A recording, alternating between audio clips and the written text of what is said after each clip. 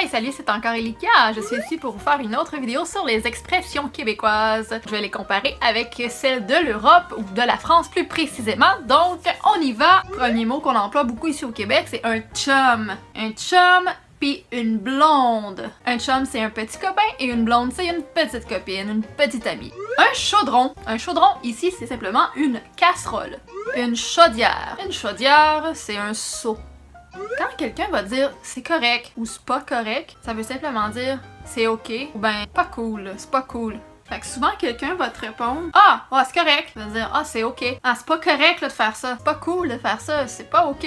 Correct remplace le mot ok en fait. Et là, je vous laisse deviner ce que c'est qu'un costume de bain. C'est un maillot de bain, un maillot pour aller dans l'eau, pour aller se baigner.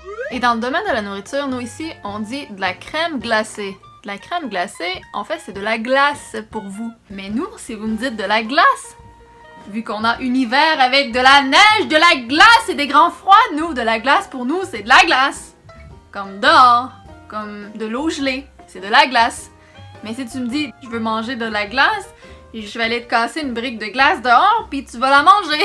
Pour nous, ça, c'est de la glace. Si tu veux un cornet, un cône, nous on dit un cornet, ou vous dites un cône, je pense, en tout cas, de glace, il faut dire un cornet de crème glacée. Parce qu'en bout de ligne, on s'entend que c'est de la crème qui est glacée, c'est pas de la glace.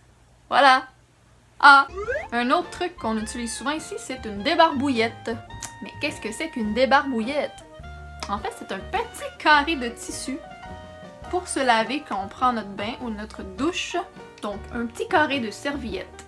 Quand quelqu'un dit débarquer, ça veut dire qu'il descend d'un véhicule. Et on peut dire je débarque du train. Débarquer, ça peut aussi vouloir dire se désabonner d'un groupe, par exemple. Comme quand on dit je débarque de l'équipe de foot, ben...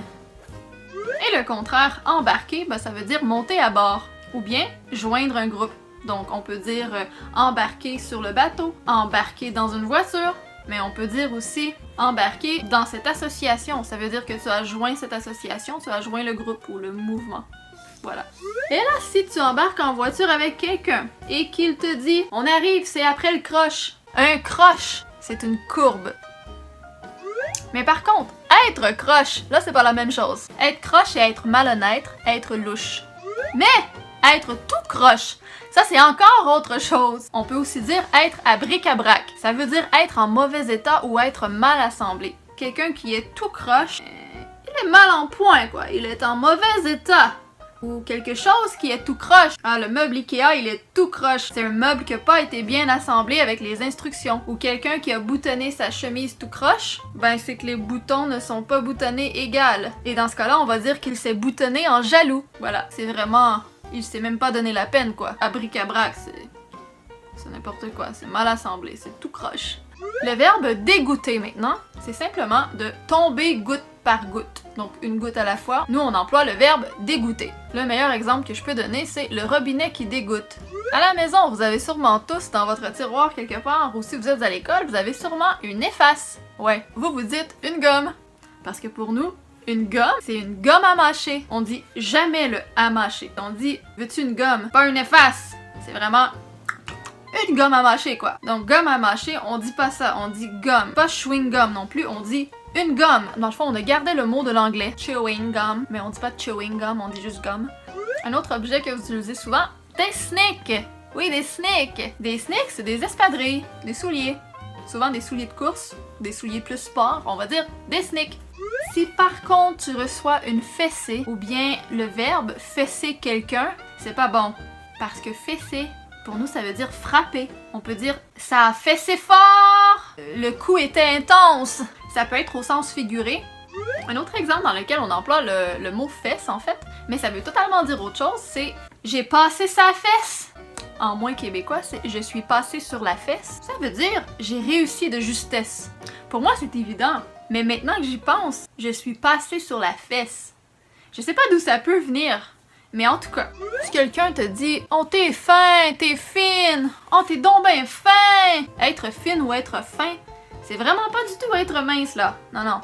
Être fine ou fin, c'est être gentil. Même des fois, quelqu'un peut avoir eu un rencard. Son ami va lui demander comment s'est passée sa rencontre et il va dire « Ah, elle est fine.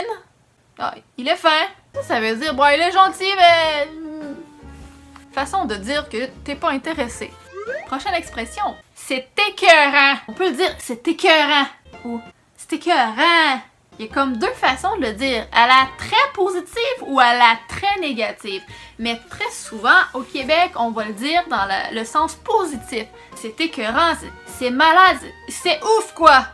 Même chose, c'est malade, c'est dingue! Ça peut être positif ou négatif encore là. Donc c'est la conclusion de cette partie pour la vidéo des expressions québécoises. Si vous avez aimé ou si vous êtes curieux, vous pouvez aller voir les précédentes dans lesquelles j'explique d'autres expressions québécoises. Sinon, ben vous pouvez simplement vous abonner à ma chaîne, comme ça vous allez pouvoir recevoir les notifications lorsque je sortirai une autre vidéo, mais pour être certain, cliquez sur la petite cloche. On se dit à très bientôt. Au revoir! Merci Tite Lady!